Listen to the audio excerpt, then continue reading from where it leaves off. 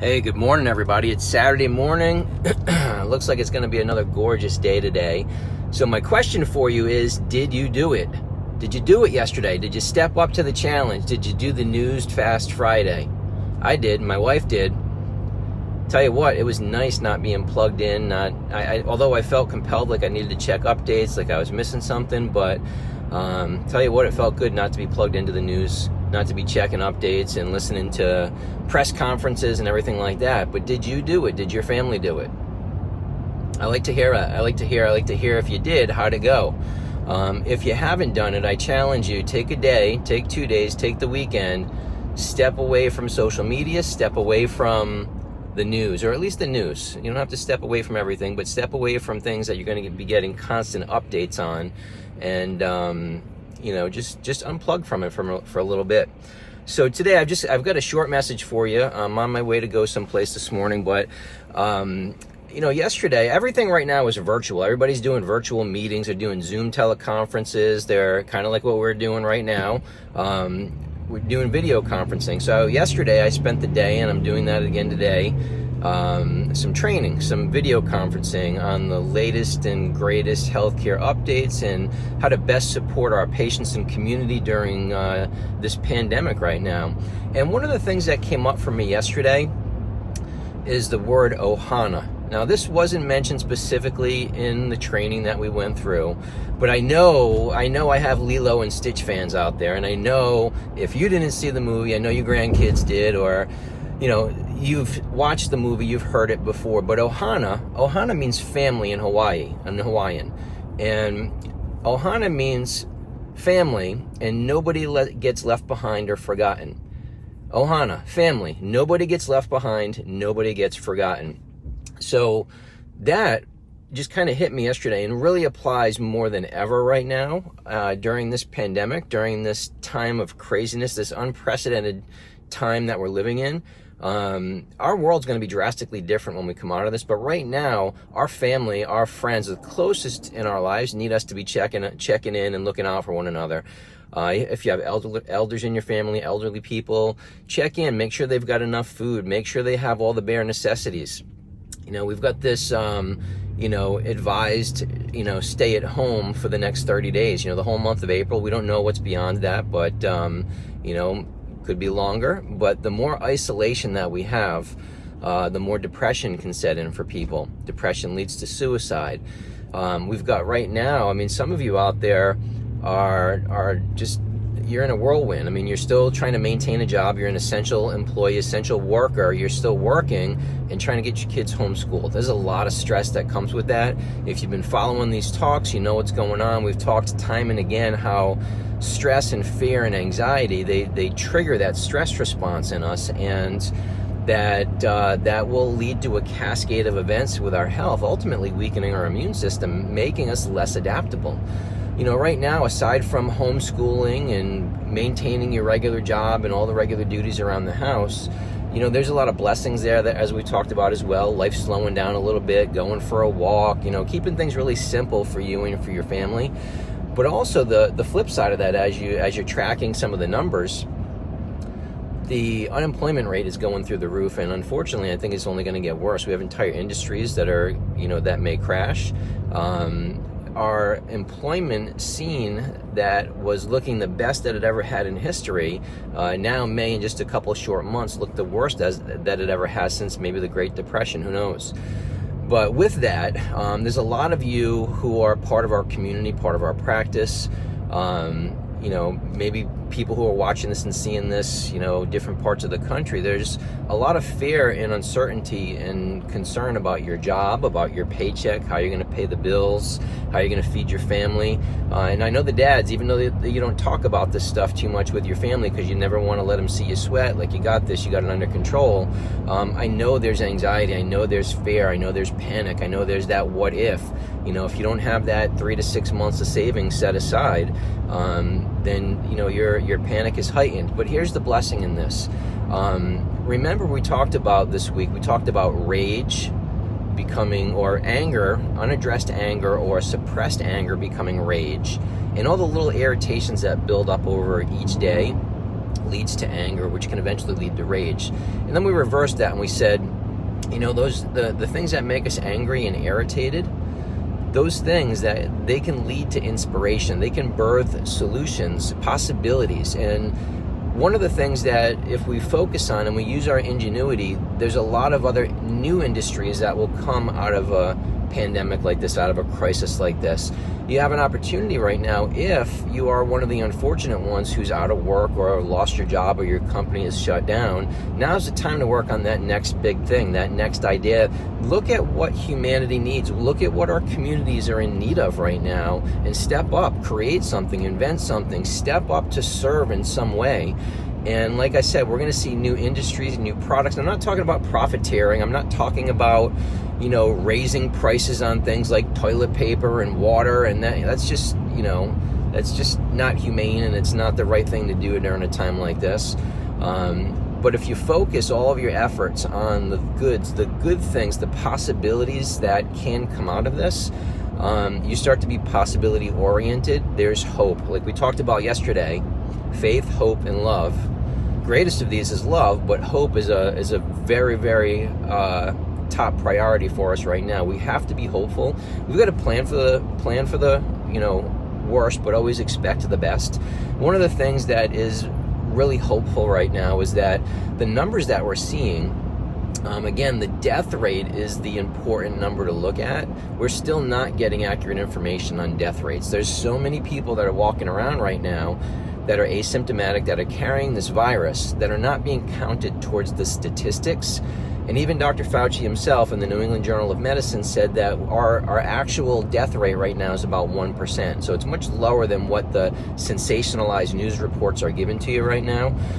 We've got to kind of temper everything. We've got to keep everything in perspective that, right now, fear, anxiety, death, it sells. Unfortunately, it's sexy to the news, to the viewership, and it's fear-mongering at its best, and it attracts people. It's like flies to honey, rats to a dump, right? And that's no different than our body. When our body's under chronic stress and fear and anxiety, it's like rats to a dump. The dump is not there because of the rats. The rats show up there because of the dump, and it's no different than when our body, our host, is not being fed well, it's not being fueled well, you're not resting properly, you're not getting sunlight, you're not supplementing, you're not doing all the basics for a good, healthy lifestyle.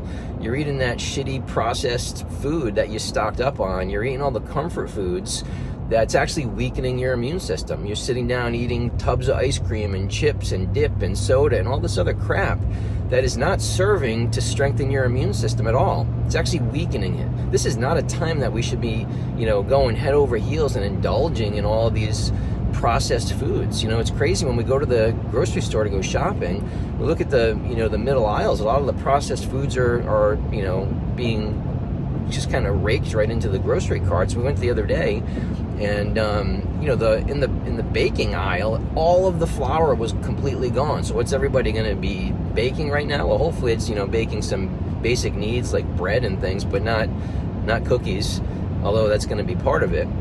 So, but when we go to the produce aisle, everything's looking great. Right now is the time. Support your local stores, the smaller stores. Get out there, support a farmer, support a farmer's market. There's some great facilities around the area that are carrying locally grown produce. You've got Osteen's that's out here. You've got the organic vegetable stand over in Pedro. You've got I believe it's K&B that's over on 462. They just posted yesterday. They've got a boatload of great looking fresh produce in there. We definitely plan on stopping in to pick some of that up and supporting our local businesses. But right now, the businesses that are open, do the best you can to support them. Support the workers in any way that you can. Like I said, we're gonna see entire industries collapse. Although there's money out there, there's grant money out there for businesses right now, we're going to see a lot of businesses not be able to come back from this. They're not going to know how to pivot and adapt. They're not going to know how to recover after this. And they're going to potentially lose their audience, lose their customers. So support local businesses any way that you can right now. Today's going to be a beautiful Saturday. So get outdoors, get some sunshine, go for a walk. Make sure you're fueling your body properly. Get good, clean, healthy foods. Remember our 80-20 principle. 80% of the time, if you're eating and you're on point with your nutrition, your body can handle the other 20% where you want to indulge a little bit. You want to have, you know, an adult beverage. You want to have an ice cream. You want to have a dessert or something like that. That's great. But if you're doing it the reverse ratio, you're eating well 20% of the time and you're eating crappy foods 80% of the time, your body can't handle that for very long. That immune system will crash on you. Look, today, take a minute, go online. You've got internet access. I want you to Google Nancy Appleton, 126 Ways Sugar Destroys Your Health. Fantastic read, and it's a little eye-opening for you. Another thing with sugar is that it has the same molecular structure as B vitamins, and when B vitamins can't bind to our cells, some of the side effects of B vitamin deficiencies are anger, aggression, fear, panic, anxiety, focus issues. All the things that we tend to see in school-age children when they're not sleeping well, they're on the computer all the time, they're eating a sugary, crappy breakfast, and then you look at their food, their nutrients that they're consuming during the day, they're all sugar-laden. And then we think these kids have a quote-unquote chemical imbalance and they need to be on some class 2 narcotic like, you know, Ritalin or Adderall or Dexedrine or some other crazy-ass shit like that. So, I'm sorry, the words are just flowing this morning. Sorry, apologies for the swears, but sometimes, you know, you just have to keep it real like that. So, anyway, I appreciate you checking in with me today. I will be back tomorrow at 8 a.m. I will be back in the office seeing patients starting on Monday.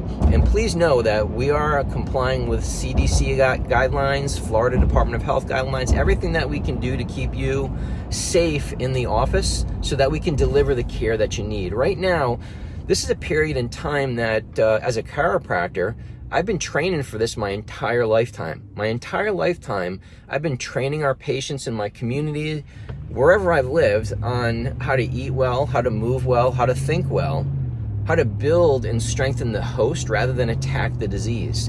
This is no time for anybody who is truly a health and wellness provider to crumble and change and pivot and capitulate to all the fear and hysteria that's out there. This is the time to dig in and support our community and support you. Remember, right now we're taking all the common sense necessary precautions that we can in the office to keep the environment clean and sanitized so that we can deliver the care that you need right now more than ever.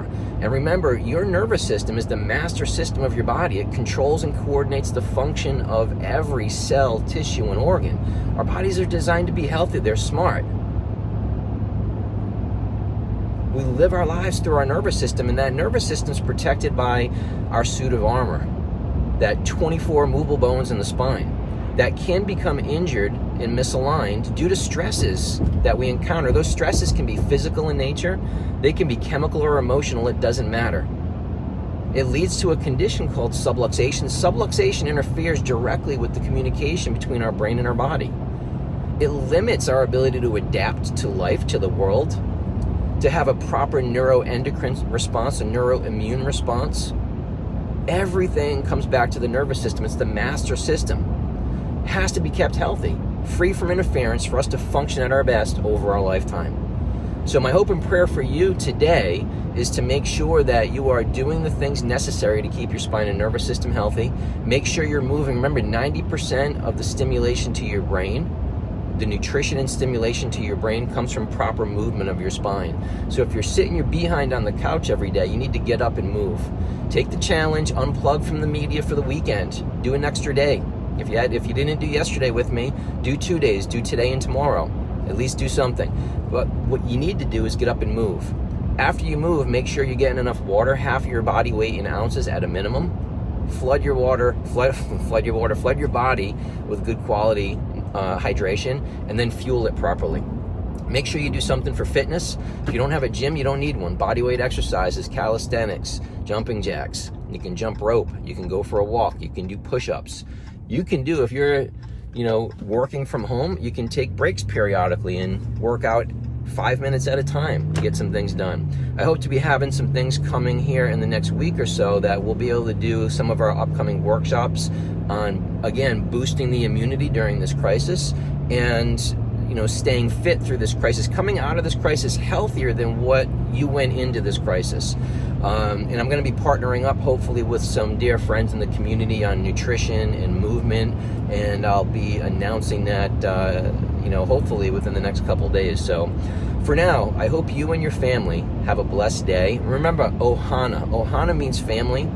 Family means nobody gets left behind or forgotten. And if you've heard me speak before, you've heard me say, if not once, 1,000 times, that in our practice, we will never ask you or your family to do something or anything that we're unwilling to do for our own family. Our practice members, our community, that's an extension of our family, and we take care of you like family. So, Ohana to you. Keep that word in mind today. Go back and watch Lilo and Stitch, or at least pull up the clip. Ohana means family, and family means no one gets left behind or forgotten. Check on the elders in the family, check on the elders in your neighborhood, and spread faith, hope, and love, like we talked about yesterday, not fear, panic, and hysteria. So that's it for now. Have a blessed day today. Dr. Gary, over and out.